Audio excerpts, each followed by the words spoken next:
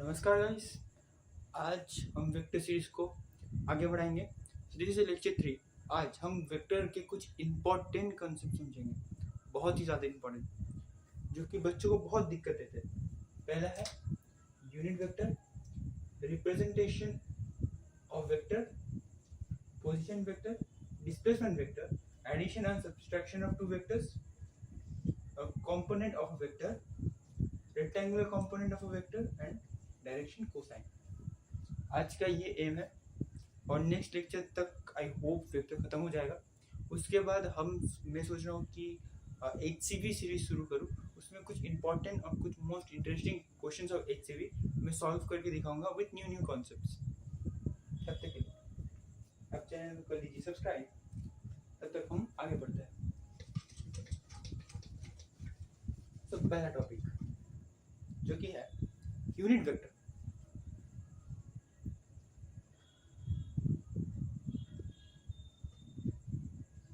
ये भी एक टाइप ऑफ वेक्टर है जो कि बहुत इंपॉर्टेंट वेक्टर है, जो कि हम काइनेमेटिक्स में यूज करेंगे। सो यूनिट वेक्टर क्या होता है? सोचो आपने एक अंधे इंसान को लाठी पकड़ा दिया और उसको रास्ते में चलने दे दिया, ठीक है। अगर उस अंधे इंसान के पास लाठी नहीं होती तो वो क्या करता? किसी से टकरा जाता या फिर कोई गाड़ी उसको ठोकर मार देती। पर आपने जब उस अंधे को एक लाठी थमा दिया, तब एक अंधा क्या करेगा? एक अंधा अपना डायरेक्शन सही से देख लेगा कि सेफ्टी है कि नहीं उसका। वो सही यूनिट वेक्टर क्या करता है?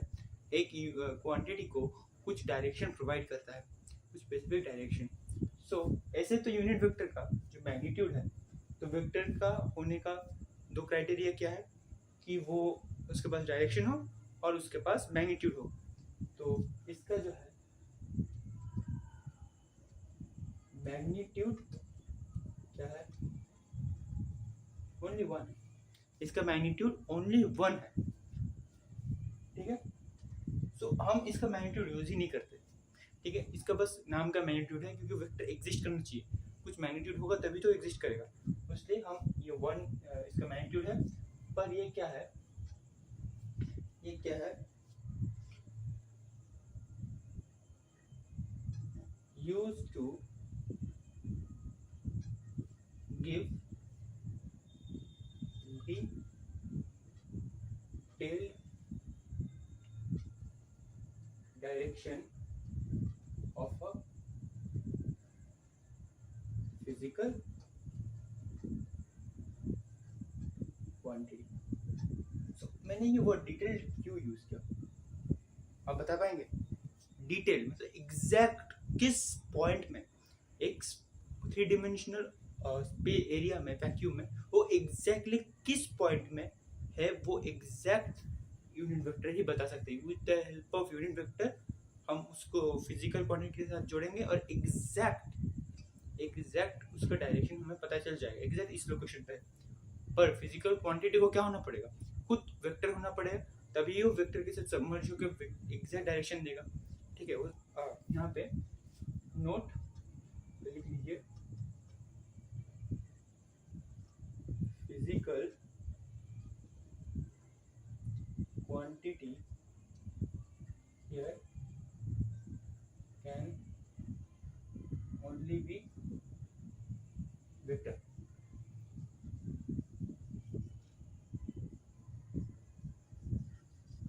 ठीक है। अभी यूनिट वेक्टर जो है ये क्या है? ये एक यूनिटलेस और डायमेंशनलेस क्वांटिटी है। क्या आपको यूनिटलेस और डायमेंशनलेस क्वांटिटी के बारे में नहीं पता है? ठीक है, हम अगले जो चैप्टर है यूनिट एंड डायमेंशंस, वहाँ पे जरूर इस बारे में बात करेंगे, ठीक है। तब तक के लिए आप ये नोट कर लीजिए,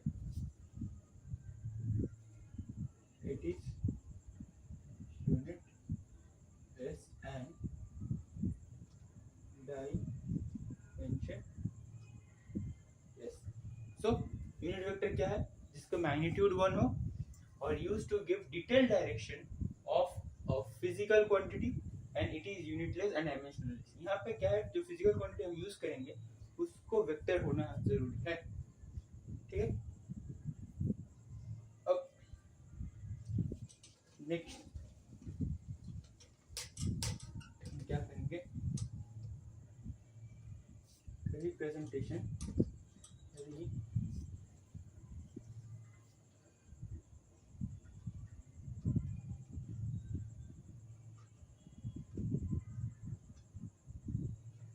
of unit vector, representation of unit vector. हम यूनिट वेक्टर को कैसे रिप्रेजेंट कर सकते हैं?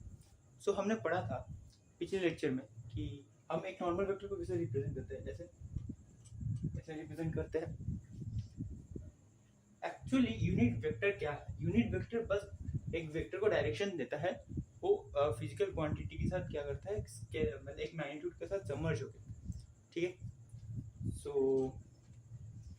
जो ये होता है, तो हमने पढ़ा था ये मैग्नीट्यूड, इसके ये क्या क्या कॉन्सेप्ट है, मैग्नीट्यूड और एक डायरेक्शन, बस ये डायरेक्शन ही यूनिट वेक्टर है। तो इसको कैसे दिखाएंगे? यूनिट वेक्टर दिखाने के लिए को लिखना पड़ेगा कैप, इसको बोलते हैं कैप।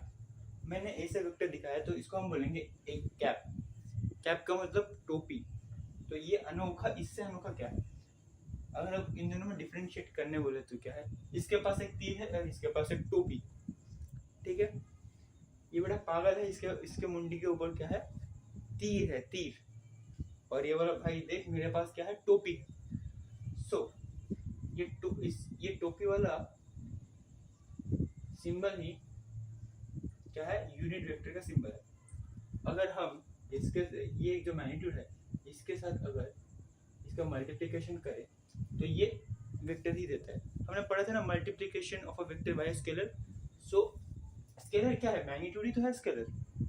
तो एक वेक्टर फिजिकल क्वांटिटी को कैसे हम बना सकते हैं, इसको मैग्नीट्यूड और डायरेक्शन, ये मैग्नीट्यूड है और ये डायरेक्शन है। क्यों? अगर आप बोलो इसका अगर हम इंटू करेंगे तो दूसरा रिजल्ट आ सकता है। कैसे आएगा? इसका खुद मैग्नीट्यूड 1 है और 1 से कुछ मैग्नीट्यूड आप कुछ भी वैल्यू आप इंटू करोगे तो वही वैल्यू आएगा, ठीक है। सो हम ऐसे दिखाते हैं। सो ये ए वेक्टर इक्वल्स टू इसको magnitude of A into unit vector of A. Actually unit vector का काम है बस डिटेल डायरेक्शन प्रोवाइड करना, ठीक है। यहाँ पे आप लिख सकते हैं वेक्टर को रिप्रेजेंट करें, vector equals to magnitude into direction, ठीक। अगर आपको इसका वैल्यू निकालना है, क्या ए कैप का वैल्यू निकालना है, आप ऐसे निकाल सकते हैं। यहाँ से आया एक कैप, ये यहाँ चले गया। अब ये एक फॉर्मूला है, इसको याद रखना, क्योंकि आपको देता है इसका वैल्यू निकालने के लिए देता है। सो एक्चुअली अगर आप लिखे तो अब ये लिख सकते हैं,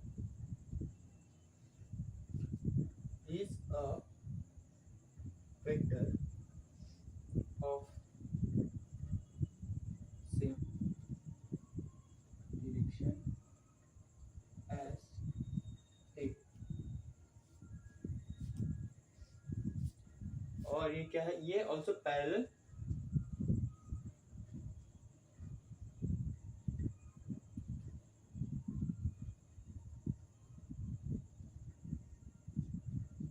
क्योंकि ये इसका डायरेक्शन में है ना। अगर आप ये प्लॉट भी करेंगे, ये वाला प्लॉट भी करेंगे तो इतना सा आएगा, तो ये इसका डायरेक्शन में ही होगा, ठीक है, इसका डायरेक्शन में ही होगा। Is a vector of same direction as A and parallel to A vector, ठीक है, ठीक है। सो दूसरा हम जो पढ़ेंगे, इसको किससे एक्स एक्सिस, वाई एक्सिस और जेड एक्सिस में लिखे।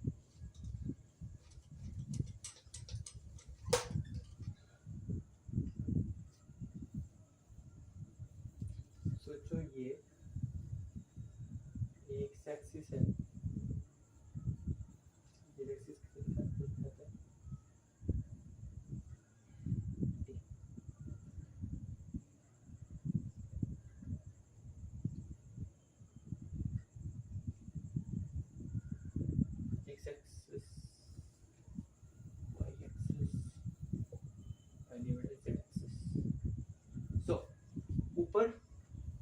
x axis, negative z axis, negative positive z axis और ये पॉजिटिव z एक्सिस, ठीक है, सब अपने अपने से परपेंडिकुलर टू ईच अदर है, ठीक है।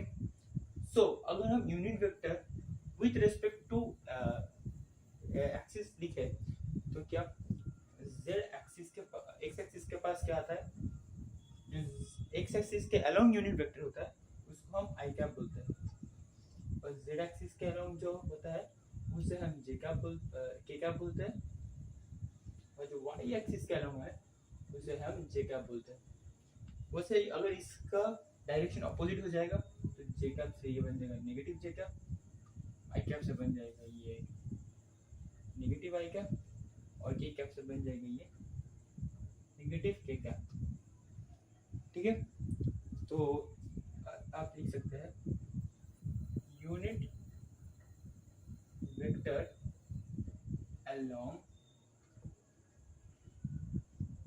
along x-axis is I cap, negative positive x-axis is I cap, negative x-axis is negative of I cap,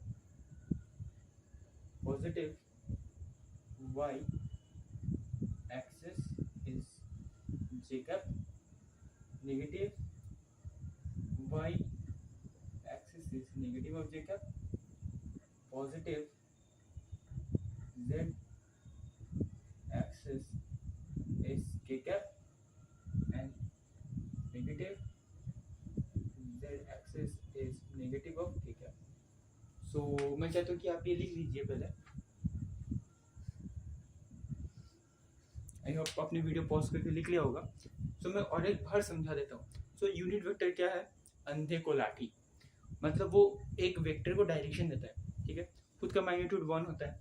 सो अगर हम यूनिट वेक्टर को रिप्रेजेंट करें तो हम कैसे लिखते हैं, उसके ऊपर एक सिंबल और उसके ऊपर कैप, ठीक है।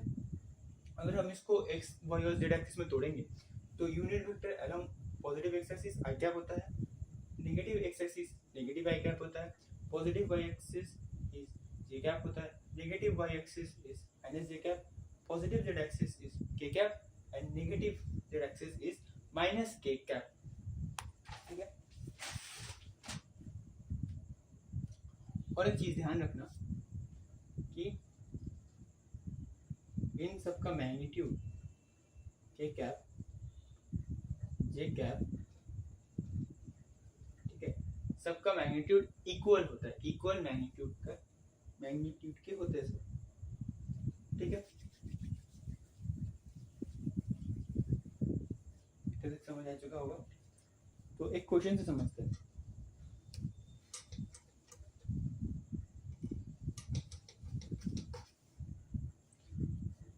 सोचिए एक जो है फोर्स है, फोर्स, ठीक है, फोर्स है, वो उसका मैग्नीट्यूड क्या है, 10 न्यूटन का मैग्नीट्यूड है। और फोर्स क्या होता है, वेक्टर क्वांटिटी होता है, ठीक है। तो एक फोर्स क्या काम कर रहा है, ओरिजिन से थोड़ा दूर 2,3,4 यहाँ पे काम कर रहा है, सो अगर हम उसको लिखें तो कैसे लिख सकते हैं, ठीक है। सो अगर हम यहाँ का यूनिट वेक्टर लिखें तो कैसे लिखेंगे, 2i cap multiplication of scalar by vector use करेंगे, प्लस लगाएंगे क्योंकि ये पॉजिटिव सब पॉजिटिव में है, plus 3j cap plus 4k cap, ठीक है। और यहाँ पे 10 न्यूटन है, यहाँ पे इसको मल्टीप्लाई कर देंगे। हमने अभी पढ़ा था कि कैप इक्वल्स टू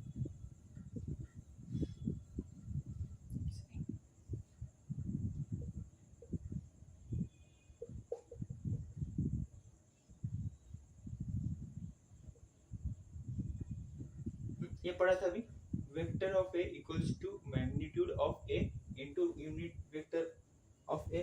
तो यूनिट वेक्टर ऑफ ए का फॉर्मूला क्या बन जाएगा, vector of a by a magnitude of A.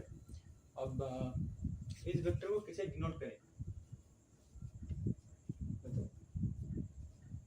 Vector को अगर आपको डिनोट करना है, कैसे आप डिनोट कर सकते हैं? इसको क्या करेंगे? कुछ गलती तो नहीं है ना? गलती है, आपको ए वेक्टर लिखना था। हाँ, ए वेक्टर निकालना है, फिर सोचिए गलत क्यों हो रहा है। इसका मैग्नीट्यूड क्या है? 10 है, और इसका क्या है? इसका 2i cap plus 3j cap plus 4k cap. बस अब इसको सबके साथ इंटू कर दीजिए, तो ये क्या बन जाएगा? 20i cap plus 30j cap plus 40k cap, ये बन गया। ठीक है, ये इसका एक्चुअल वैल्यू बन गया। ठीक है, तो सोचिए एक पॉइंट यहाँ पे काम कर, एक फोर्स यहाँ पे काम कर रहा था, एक फोर्स यहाँ पे काम कर रहा था, फोर्स, अच्छा ठीक है, फोर्स जो है ऐसे दिखा रहे, ये फोर्स यहाँ पे काम कर रहा है जिसका मैग्नीट्यूड था 10 न्यूटन। सो उसका एग्जैक्ट वेक्टर फॉर्म बताइए, तो ये इसका एग्जैक्ट वेक्टर फॉर्म है।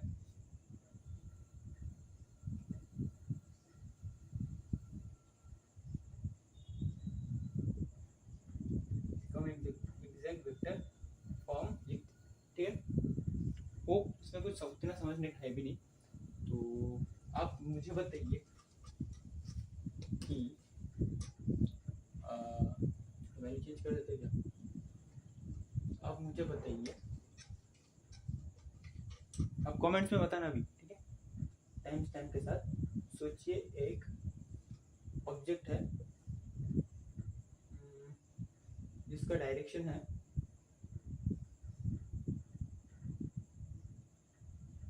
सोचिए एक ऐसा ऑब्जेक्ट है यहाँ और इनसे यहाँ पे। सो इसका जो कोऑर्डिनेट्स है वो है -2, 5 और -7, और उसको अगर हम b से दिखाएंगे, ठीक है, b से दिखाएंगे तो b का क्या मैग्नीट्यूड है? 50 न्यूटन। सो आपको बताना है इसका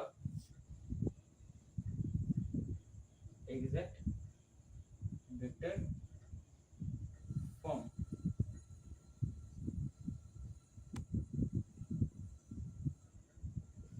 आपको इसका एग्जैक्ट वेक्टर फॉर्म बताना है, ठीक।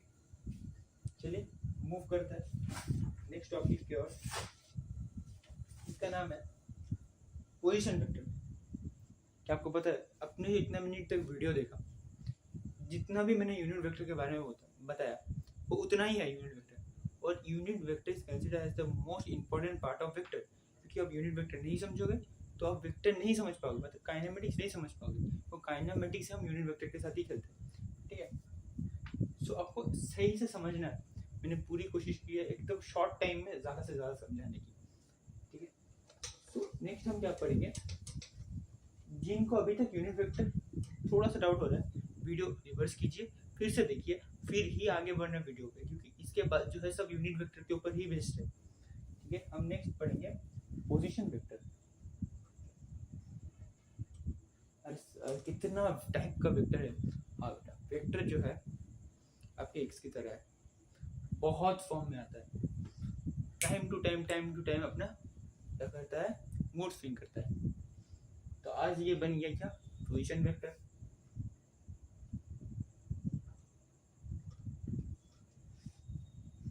और जो है ना वेक्टर का, एक ही वेक्टर का एक ही डायरेक्शन होता है, पर आपका एक्स का एक ही डायरेक्शन कभी था ही नहीं। चलिए और जो रखता है और आगे मूव करते हैं। सो इसका जो है एक डेफिनेशन लिखा देते हैं, the vector which gives us the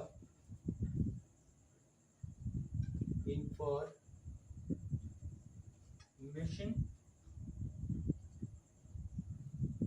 of a vector's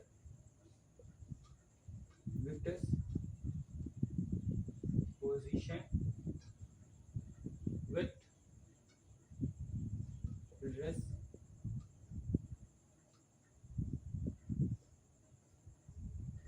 respect to origin से कितना दूर है ये वेक्टर, कितना दूर है ये वेक्टर, वही बताता है पोजीशन वेक्टर। क्या आपको मैं एक बस चीज़ बताऊँ, आपने जो अभी कोऑर्डिनेट एग्जैक्ट वेक्टर फॉर्म निकाला, जो मैंने कोऑर्डिनेट से यूनिट वेक्टर निकाल के दिखाया, वही था उसका पोजीशन वेक्टर। आपने एक अलग टॉपिक में एक अलग टॉपिक पढ़ लिया, यही मेरी खासियत है। ठीक है, मैं कब क्या पढ़ा दूँ आपको समझ भी नहीं आएगा, फिर आप समझेंगे अरे यहाँ पे तो ये रिलेट हो गया और आपने पढ़ भी ली कुछ चीज़, तो यही पोजीशन वेक्टर है। सो वो क्या बता रहा है कि ऑरिजिन से वो कितना दूर है, वो कितना दूर है, कहाँ पे है, वो एग्जैक्टली एक पोजीशन वेक्टर ही बताएगा। सपोज एक ऑब्जेक्ट है x2, 3, 4 में, सो ऑरिजिन 0, 0, 0 से वो कितना दूर है, ठीक है, 0, तो ये पोजीशन है, आप ऐसे डाल दीजिए पोजीशन वेक्टर, ठीक है। सो अगर हम इसके ऊपर यूनिट वेक्टर ठोक दे तो क्या आएगा, सो पोजीशन वेक्टर का वैल्यू क्या आएगा, 2i cap plus 3j cap plus 4k cap, यही उसकी पोजीशन है, ये इसकी एग्जैक्ट वैल्यू है, ठीक है, ये है इसका पोजीशन वेक्टर।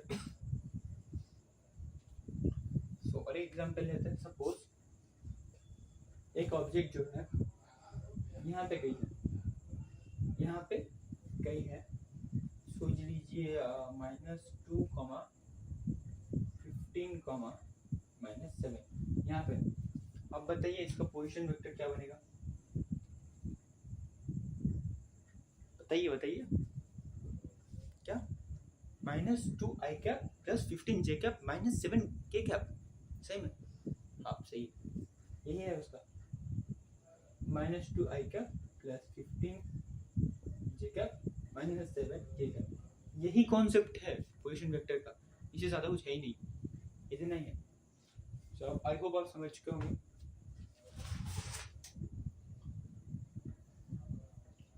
सो ऑरिजिन मतलब हर टाइम 0, एक कॉन्सेप्ट में बता देता हूँ, 0, 0, 0 नहीं होता है, ठीक है। अब मान लेते हैं आप दूसरे पॉइंट को भी ऑरिजिन कंसीडर करके दूसरे पॉइंट ऑफ वेक्टर का अब वैल्यू डिटरमाइन कर सकते हैं, ठीक है, चलिए वही बताते हैं।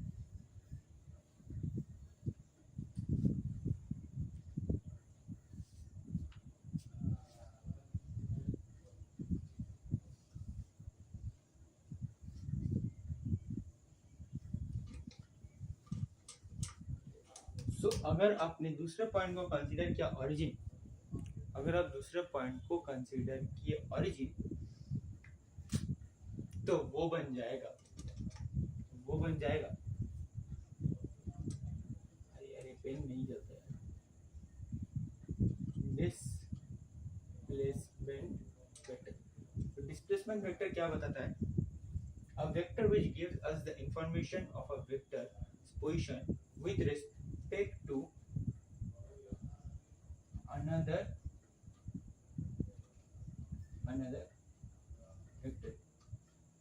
तो ये क्या बता रहा है, डिस्प्लेसमेंट वेक्टर यही बता रहा है कि एक वेक्टर से दूसरे वेक्टर की कितनी दूरी है। क्या ये कहीं सुना लग रहा है, क्या सुना लग रहा है कि सुना लग रहा है, क्या हमने रिजल्टेंट में यही निकाला था, नहीं, रिजल्टेंट में क्या था, आपने दो वेक्टर को जोड़ा, फिर उसका इनिशियल पॉइंट से फाइनल पॉइंट की ओर क्या लाया, पहले वेक्टर का इनिशियल पॉइंट दूसरे वेक्टर का फाइनल पॉइंट के अंदर कितना डिस्प्लेसमेंट डिस्टेंस है, आपने ये निकाला। पर ये क्या बोल रहा है, दो अलग अलग वेक्टर है, आपने एक को क्या कर लिया, पॉइंट ओरिजिन मान लिया, और दूसरे वेक्टर को आपको उसको डिस्टेंस निकालना है, ठीक है। एग्जांपल से समझते हैं, एग्जांपल में ज़्यादा समझ आएगा। सपोज एक वेक्टर यहाँ पे 2, 3, 6, और आपको निकालना है यहाँ से दूसरा बदमाश वेक्टर है 5, -7, 8 में, ठीक है। आपको सोचो ये ए पॉइंट है और ये बी पॉइंट है, ठीक है। सो अगर इन दोनों का डिस्प्लेसमेंट वेक्टर कैसे निकालेंगे, इसका पहले लिख लेते हैं vector form, 2i cap plus 3j cap plus 6k cap, और इसका 5i cap minus 7j cap plus 8k cap. ठीक है। सो अगर आपके किसी के रेस्पेक्ट में किसी का वेक्टर अगर आपको निकालना है, सो आप क्या करेंगे, देखते हैं। अगर आपको ए का displacement with respect to B निकालना है,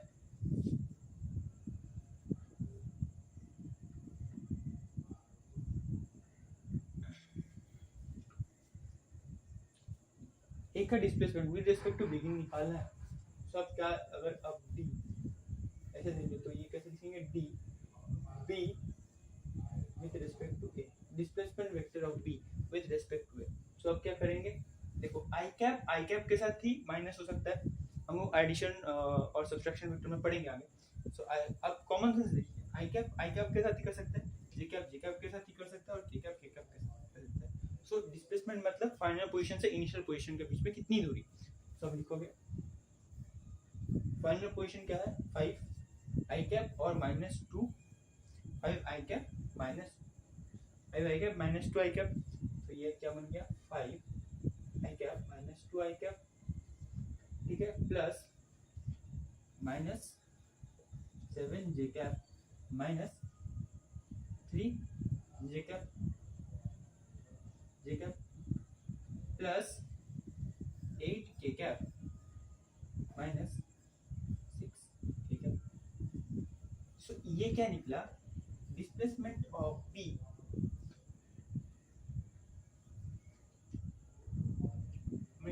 displacement of B with respect to A, B का डिस्प्लेसमेंट ए के रिस्पेक्ट में कितना है, ठीक है। हम ए टू बी भी निकालेंगे, पहले बी टू ए निकाल लेते हैं, ठीक है। तो ये बन गया 3 आई कैप -10 जे कैप प्लस 2 के कैप, ठीक है। अगर आपको क्या निकालना है,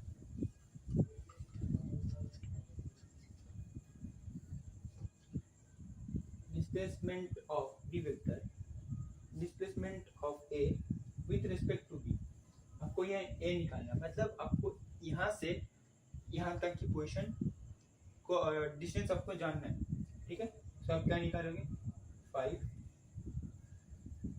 2 आई कैप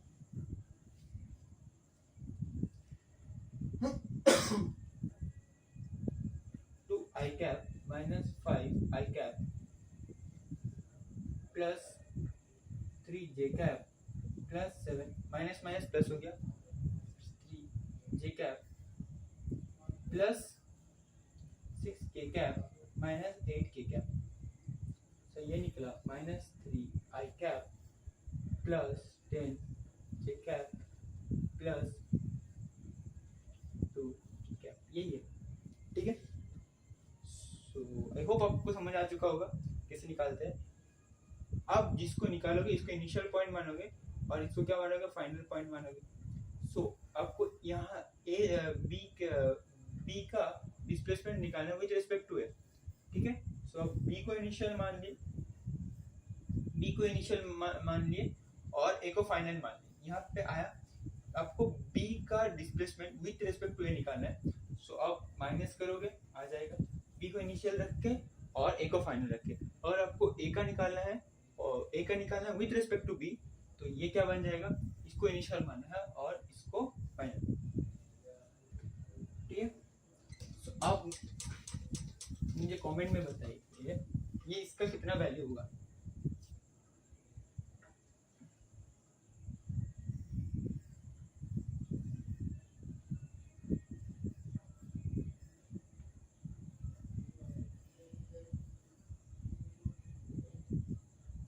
कॉमा 3 कॉमा 4 और ये बन गया -7 कॉमा 6 कॉमा 8। सो आपको बताना है इसका displacement vector p with respect to k और displacement vector of k with respect to p। So आपको क्या, जिसके रिस्पेक्ट में जिसका निकालना है, अगर जो ऊपर वाला है उसको आपको इनिशियल पॉइंट मानना है और जो नीचे वाला है उसको आपको फाइनल पॉइंट मानना है। Displacement of p with respect to k मतलब P से K तक के कितना डिस्प्लेसमेंट है, और D से मतलब displacement of K with respect to P।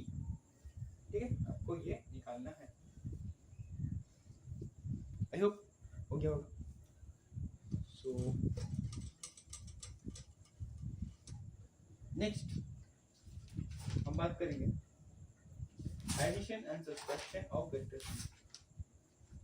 Addition and subtraction of vector. तो हमने अभी पढ़ लिया एडिशन और सब्सट्रैक्शन ऑफ वेक्टर, बहुत इजी चीज़ है, ठीक है, बहुत ही इजी चीज़ है।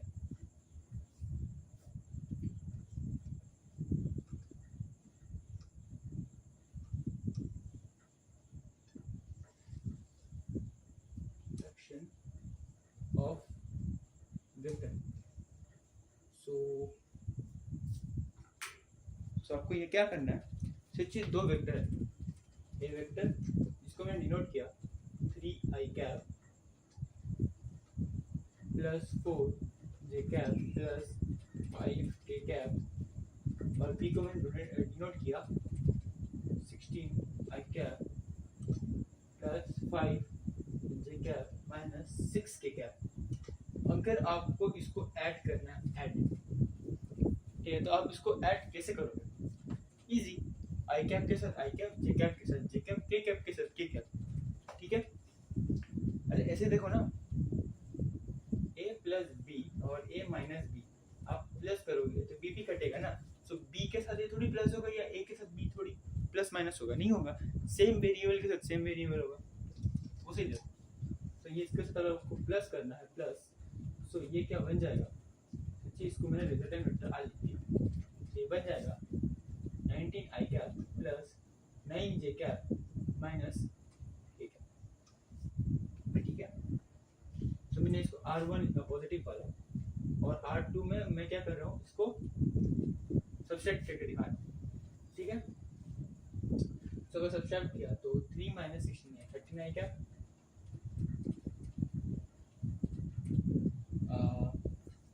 4 minus 5 minus j cap, 5 minus 6 minus minus 6 मतलब ये प्लस हो जाएगा, प्लस 11 के क्या, ठीक है, ठीक है। तो ये बनेगा, तो आपको बताना है, सोचिए अगर ए वेक्टर है, कमेंट में बताइए ऐसा है 4i cap plus 5j cap plus 7k cap, और p है, p वेक्टर है 16i cap plus 7j cap plus 11k cap.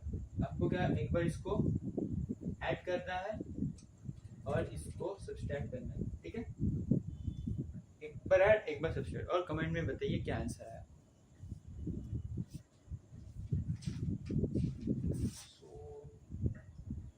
इतना ही है, अगर आप इसको उतना सोचने का नहीं है, अब सिंपल लॉजिक है, आप देख के ही बता सकते हैं कितना आएगा, ठीक है।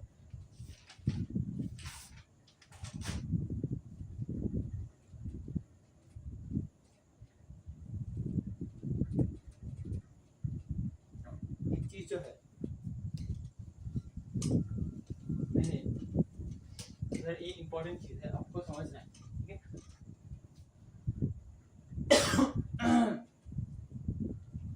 अगर सोचिए एक यूनिट वेक्टर, आप नोट लिखिए ऐसे, नोट, सोचिए एक यूनिट वेक्टर है, सपोज मैंने ए लिया, उसका वेक्टर फॉर्म क्या, एक वेक्टर है उसका यूनिट फॉर्म लीजिए, एग्जैक्ट फॉर्म है उसका i cap plus 4j cap plus 5k cap. अगर आपका इसका मैग्नीट्यूड निकालना है तो आप क्या करेंगे, डायरेक्ट रूट ओवर ऑफ, ये क्या करेंगे, इसका जो है ये मैग्नीट्यूड, इसका स्क्वायर प्लस इसका स्क्वायर प्लस इसका स्क्वायर, ये आप कर देंगे, ठीक है। जिनको लग रहा है ये मास्टर तो वैल्यू नहीं दिखाता है, ठीक है, आपको सोचना ही नहीं है, ठीक है, ये आएगा। सपोज इसका मैं एक फॉर्मूला लिख देता हूँ, अगर ये ऐसा है a i cap plus b j cap plus c k cap, so इसका मैग्नीट्यूड का फॉर्मूला आता है root over of A square plus B square plus C square, ठीक है।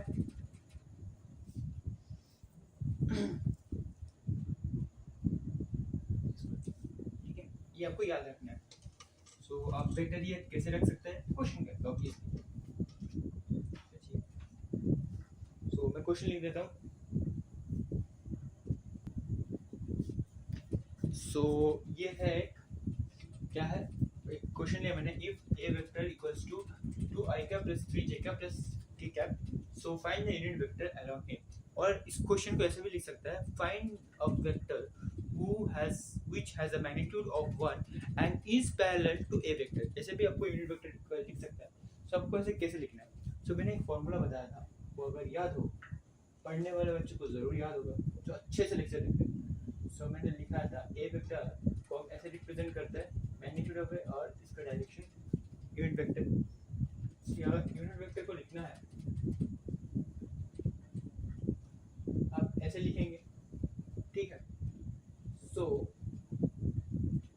मैंने अभी बताया कि इसका मैग्नीट्यूड कैसे निकालते हैं, root over of A square मतलब 4 प्लस बी स्क्वायर मतलब 9 प्लस 1 है तो 1 का स्क्वायर 1। सो ए वेक्टर है 2i cap plus 3j cap plus k cap. इसको ये मेरे को लेना देना नहीं है कितना भी आए, ये बहुत कॉम्प्लेक्स आएगा। सो ये कुछ भी आए इसका वेक्टर फॉर्म, इसका यूनिट वेक्टर आ जाएगा। और खास बात ये है, अगर आप यूनिट वेक्टर का भी मैग्नीट्यूड निकालोगे, कैसे निकालते हैं इसका मैग्नीट्यूड, वो a square plus B square plus C square करके उसका मैग्नीट्यूड 1 आएगा, ठीक है। चाहे तो आप चेक कर सकते हैं खुद से, ठीक है, ठीक है। सो अगर आपने बता दिया है तो आप बताइए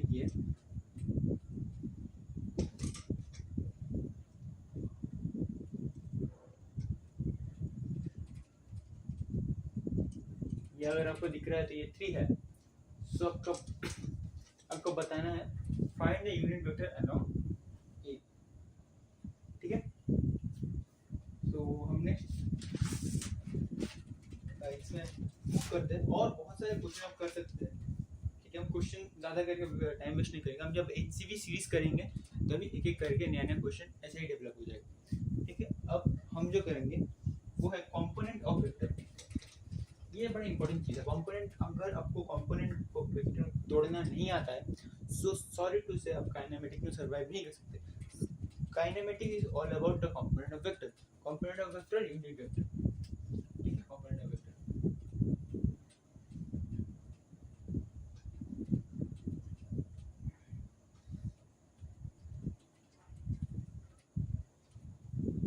और कंपोनेंट ऑफ वेक्टर कैसे निकालते हैं, सो इसे बताइए। एक वेक्टर का एक्चुअली इनफाइनाइट कंपोनेंट हो सकता है, ठीक है। ये लिख लीजिए, वेक्टर कैन have finite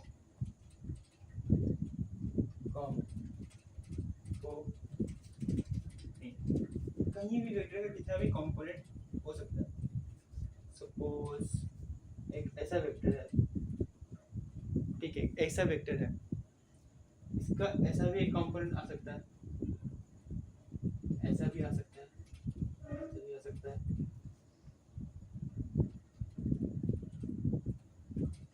कैसे होता है। अच्छा, यूजिंग पॉलीगॉन्स लॉ, ठीक, आपको ये याद नहीं रखना, जो रेक्टेंगल में बताऊंगा, रेक्टेंगल कंपोनेंट वेक्टर, ठीक है, आपको वो याद रखना है। सो अगर इसको निकालेंगे, सोचिए ये दो वेक्टर है, ये दो वेक्टर है, सो इनका कंपोनेंट कैसा सकता है, ऐसा भी आ सकता है, ऐसा भी आ सकता है और ऐसा भी आ सकता है, ये इनका कंपोनेंट ऐसा भी आ सकता है, ठीक है। ये वेक्टर और बी वेक्टर है, और सोचिए सी वेक्टर है और ये डी वेक्टर है और ये एफ वेक्टर है, पर आपने इनिशियली के लिए था ए और B vector. So components of A and B vectors vector are C vector, C vector, D vector, F vector। ये है,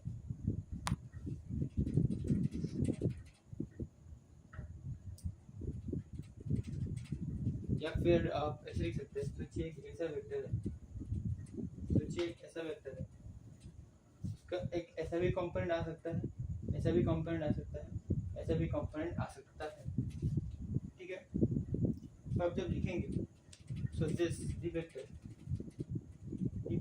इज आल्सो लाइक इसको ए बी और सी मान ले, तो डी वेक्टर का कंपोनेंट क्या है, ए वेक्टर है, बी वेक्टर है और सी वेक्टर है।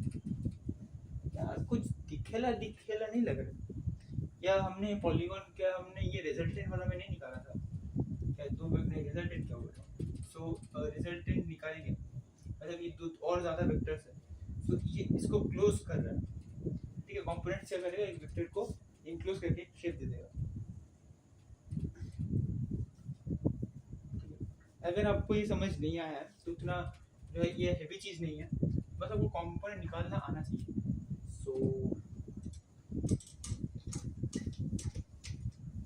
Let's move to the next topic which is, हाँ ये आपको मैंने ये अच्छे से नहीं पढ़ा है, मुझे भी पता है, क्योंकि ये उतना ये काम में नहीं आएगा, बट जो काम में आएगा वो है ये इसको तोड़ना है, रेक्टेंगल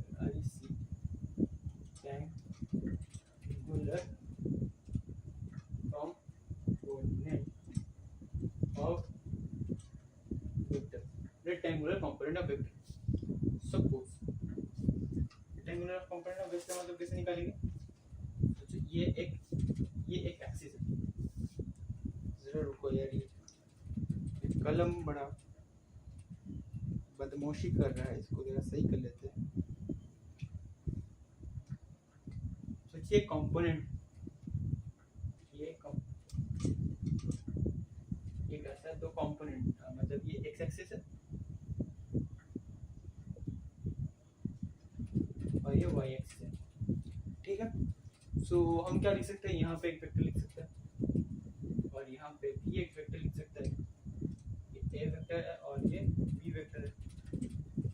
सो अगर इनका बीच के अंदर रिजल्टेंट आनेंगे या फिर ऑरिजिन से ये एक थीटा एंगल देगा, थीटा एंगल देगा, क्या हम इसको शिफ्ट करवा सकते हैं ऐसे करके, हाँ ये शिफ्ट भी हो सकता है। सो अगर हम एक्चुअली सोचो, दो वेक्टर नहीं लेते, ये वेक्टर लेते हैं, सोचिए आर वेक्टर, सो इसका दो कंपोनेंट मतलब इसको अगर हम तोड़ सकते हैं, सो ऐसे करके तोड़ सकते हैं और ऐसे करके तोड़ सकते हैं, मतलब इसका along x axis plus along y axis हम कैसे लिख सकते हैं, r I cap plus r x I cap plus r y j cap ऐसे लिख सकते हैं।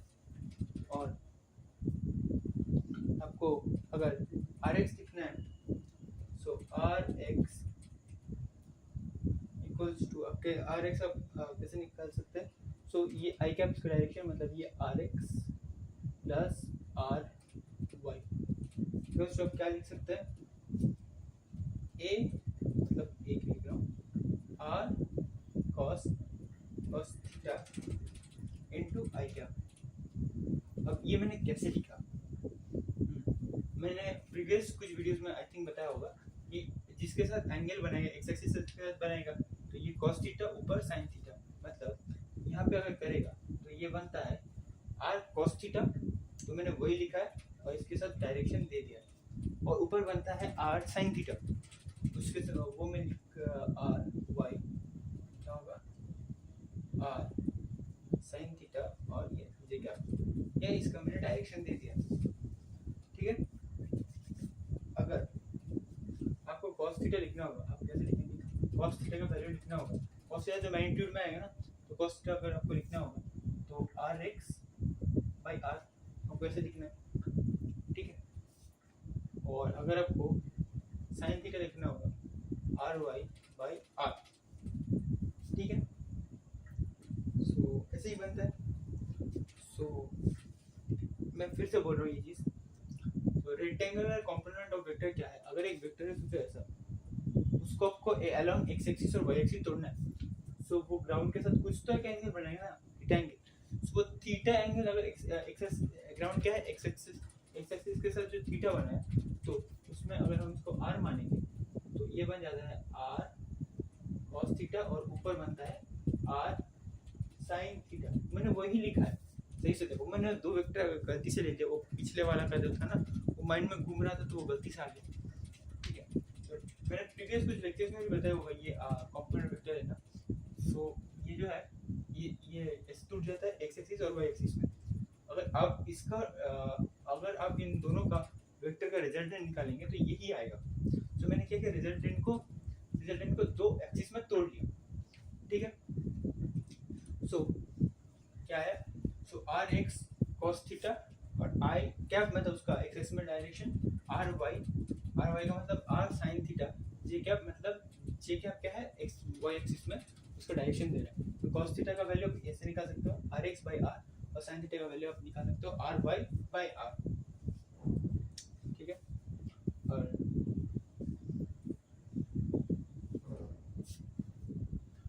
आप सोच रहे हो यहाँ पे क्या पूरा नहीं, यहाँ पे आपको वेक्टर फॉर्म नहीं लेना है, उसका मैग्नीट्यूड निकालना है। मैग्नीट्यूड मैंने निकालना सिखाया, root of A square plus B square plus C square वाला फॉर्मूला से आप निकाल सकते हो। ठीक है, तो हम मूव करेंगे और एग्जांपल्स रहते हैं फॉर बेटर अंडरस्टैंडिंग।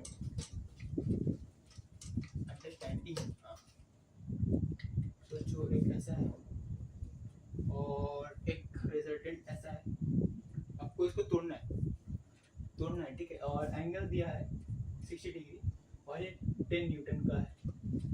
अगर ये 10 न्यूटन का है तो ये क्या ऐसा है, तो ये बन जाता है, अरे यार ये बनेगा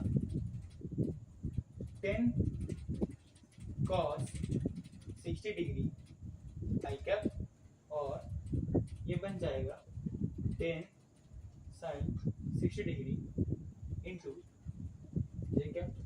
अगर आप इसको ए से डिनोट करते हो, चलो ए से डिनोट किया, तो आप इसको कैसे लिखोगे, तो 10 cos 60 1/2 मतलब ये 5 बन गया, 5 आई कैप, और sin 60 is √3/2 तो ये 5√3 ये क्या बन गया। तो आप इसे लिखोगे 5 i cap plus 5√3 J cap.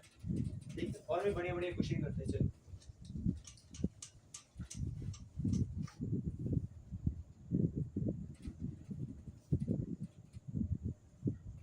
सोचो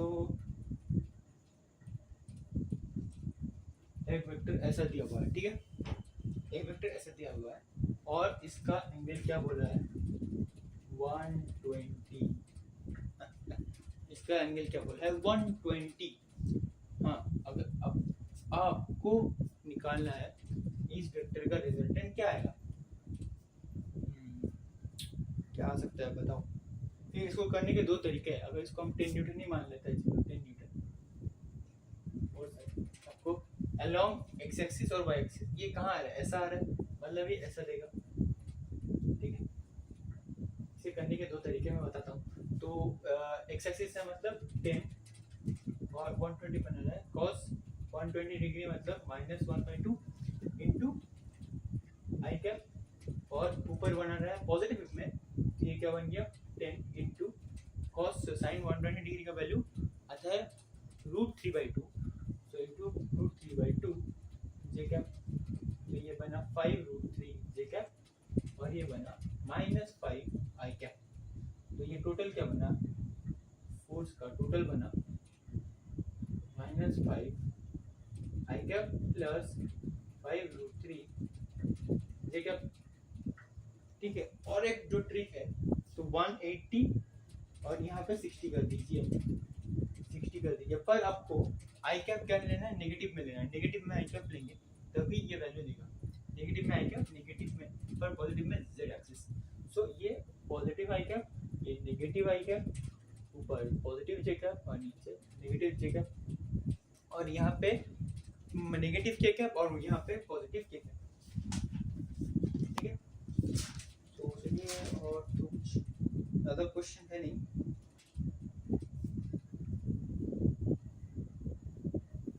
ऐसी बात नहीं है कि जो ग्राउंड हमने कंसीडर किया है, जो थीटा बना रहा है, वो ऐसे सीधा ही हो, ये कुछ ज़रूरी नहीं है, वो ऐसे भी हो सकता है।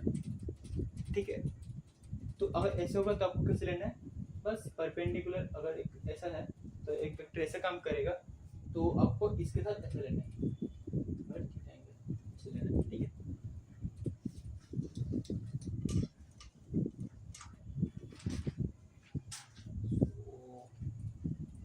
चलो एक अच्छा क्वेश्चन करते हैं।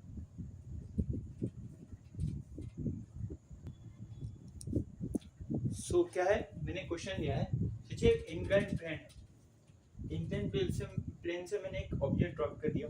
सो ये क्या ऑब्जेक्ट ऐसे ऐसे ऐसे ऐसे ऐसे ऐसे नीचे आया, और नीचे जब आ रहा है तो इसका क्या है, जो है 10 मीटर पर सेकेंड इसका वेलोसिटी है, और ये एंगल विद द ग्राउंड क्या बना है 37 डिग्री। सो मुझे क्या निकालना है, right the velocity of the particle in exact vector form, मुझे एग्जैक्ट वेक्टर फॉर्म निकालना है, फिर हम ऐसे बना देंगे।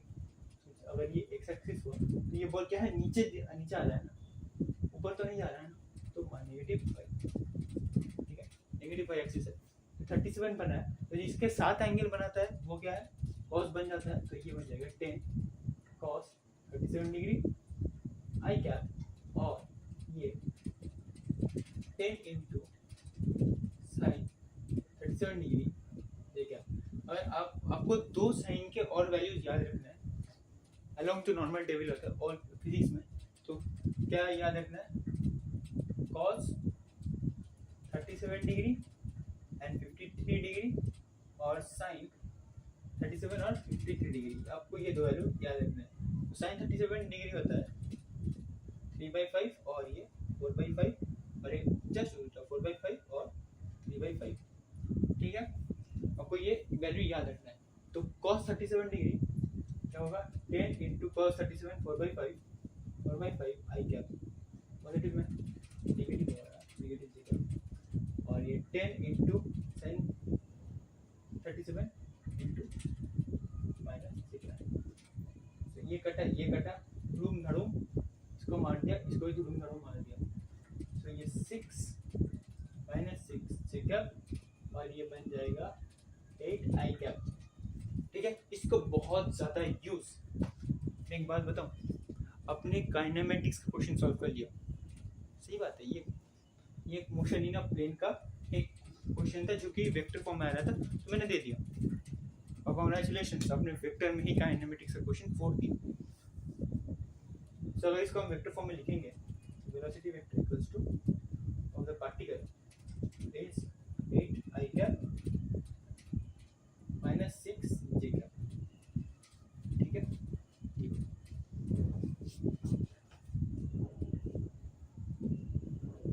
अगर आप मुझे बताइए कमेंट करके इसका मैग्नीट्यूड कितना होगा, ठीक है, इसका मैग्नीट्यूड कितना होगा। फिर नेक्स्ट हम मूव करेंगे, हम नेक्स्ट और लास्ट टॉपिक डायरेक्शन कोसाइन करते हैं। डायरेक्शन कोसाइन होता क्या है,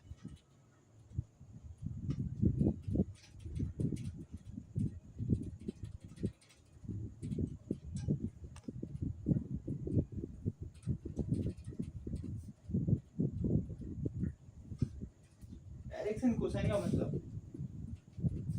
सपोज यहाँ पे है, हमने देखा कि अगर कोई वेक्टर ऐसा है, तो यहाँ पे थीटा एंगल बना रहा है, तो इस क्वेश्चन क्या करता है, इसके लिए हम इसको कर देते हैं अल्फा।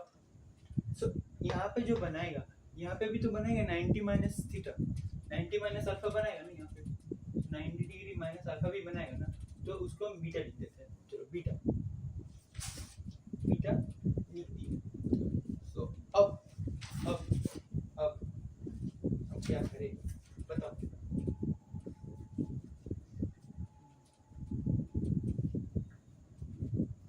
और बीटा लिखते और कोई भी एंगल लिखते, तो हम ये कैसे निकालेंगे। सो अगर हमने जिस डायरेक्शन में निकाला है उसमें ही आपको निकालना है, ठीक है। अगर ए एक्स क्या है, cos अल्फा, ठीक है, a x is a cos alpha, a vector है, तो ए एक्स क्या बनेगा, a cos alpha, A y cos में लेना है आपको, cos में क्या बन सकता है, ए cos बीटा, और सोचिए एक cos का जो एंगल है यहाँ पे भी है, जो कि गामा एंगल बना रहा है, क्या एंगल बनाना है, गामा एंगल। गामा कैसे दिखाया, अब थोड़ा सा बढ़िया डायग्राम बनाते हैं। मतलब आप सब एंगल को कैसे ले सकते हैं, कॉस में कैसे ले सकते हैं, वही दिखा रहे हैं। ठीक, यहाँ पे क्या हो रहा है, गामा एंगल बना रहा है, या यहाँ पे अल्फा एंगल और यहाँ पे बीटा एंगल बना रहा है, और रिजल्टेंट ए है, तो ए और ये X axis, Y axis and Z axis है।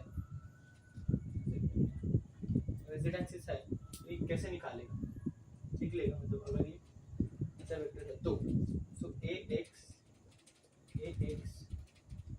उस मैग्नीट्यूड निकालते हैं, cos alpha A Y cos beta A Z cos gamma.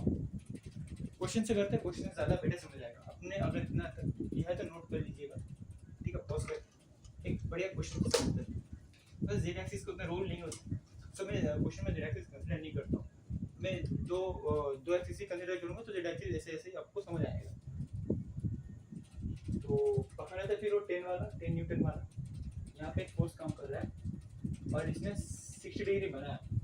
अगर इसने इसके ऊपर 60 डिग्री बनाया तो इसने भी तो इसके ऊपर 90 बनाया, तो मैं 30 डिग्री यहाँ पे बनाया। सो ये मैंने बताया, आपने अगर जिस एंगल में उसको लिया है तो वो जिस एंगल के साथ बना है तो वो कॉस बन जाता है, कॉस थीटा बन जाता है। तो ये क्या होगा, एक्स एक्सिस है, तो ए एक्स क्या 10 इंटू कॉस 60 मतलब 1/2, ये बना 5, और ये क्या बना 30 डिग्री।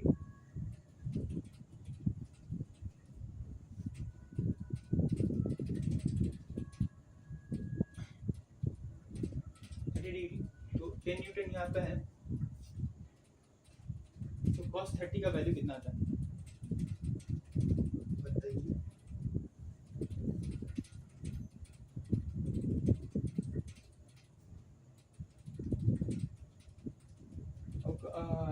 cos 30 का वैल्यू आता है √3/2, एग्जैक्टली √3/2, 5√3। ठीक है, हमने जब इसको ऐसे ही लिया था तो sin 60 का वैल्यू आता है √3, तो वो एग्जैक्टली वही फॉर्म में आ गया। देखिए, और हम ऐसे लिखेंगे इसको तो ये बन जाएगा 5 है क्या प्लस 5√3, देखिए। ठीक है, तो अगर आप समझ चुके होंगे तो क्वेश्चन कीजिए। इसका क्वेश्चन है, ये भी 45 और ये भी 45, ये आप करके लाइएगा, ठीक है, एग्जैक्ट वेक्टर फॉर्म।